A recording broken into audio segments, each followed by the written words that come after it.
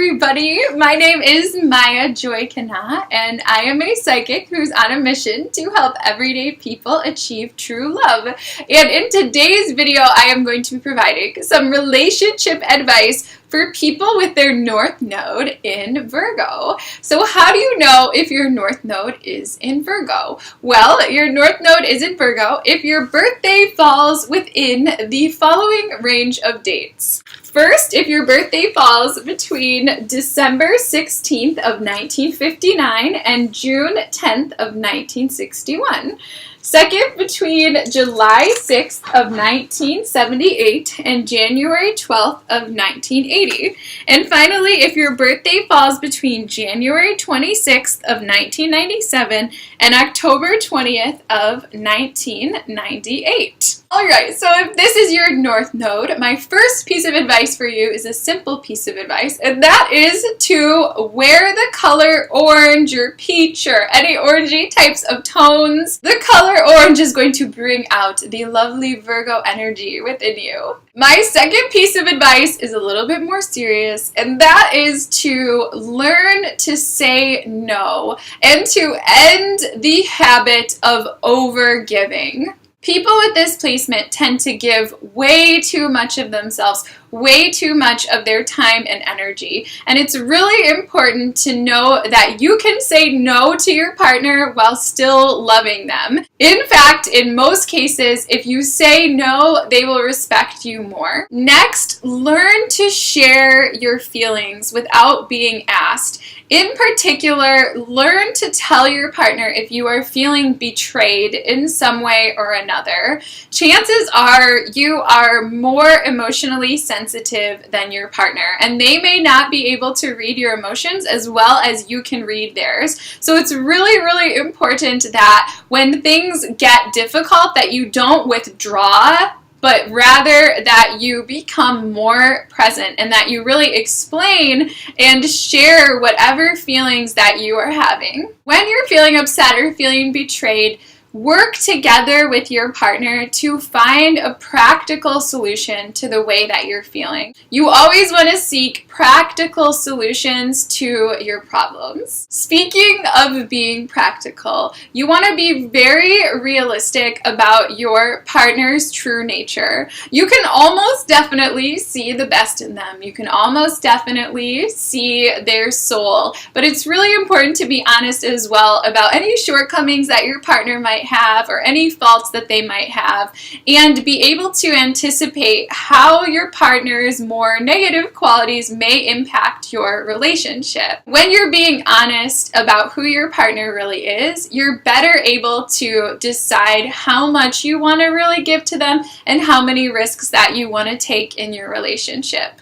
If you become unrealistic about your partner, you really are setting yourself up for continual disappointment. My next bit of advice is about getting organized.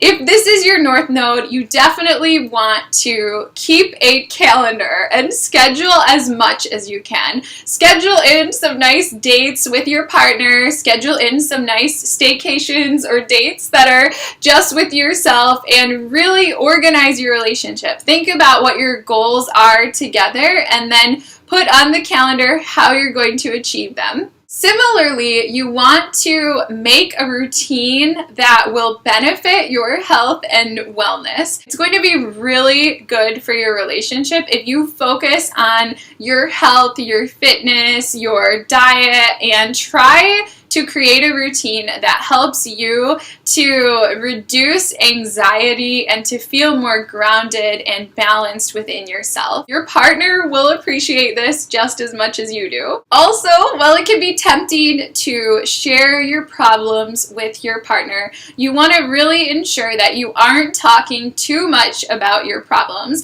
Instead, you actually want to create opportunities for your partner to share their problems. Ultimately, ultimately, you will feel best when you show up in service of your partner. Sometimes practical ways are the best way to show your love. Consider making dinner for your partner, or cleaning for them, or taking care of a task that you know that they don't really like. This is going to be one of the best ways to show your love. Speaking of practicality, stay focused on the real, tangible facts about your connection.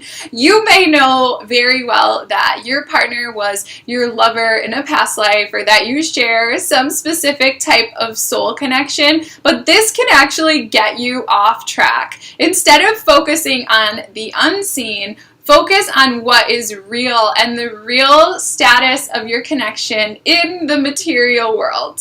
Also, please know that there is nothing wrong with you, and you are perfect just as you are.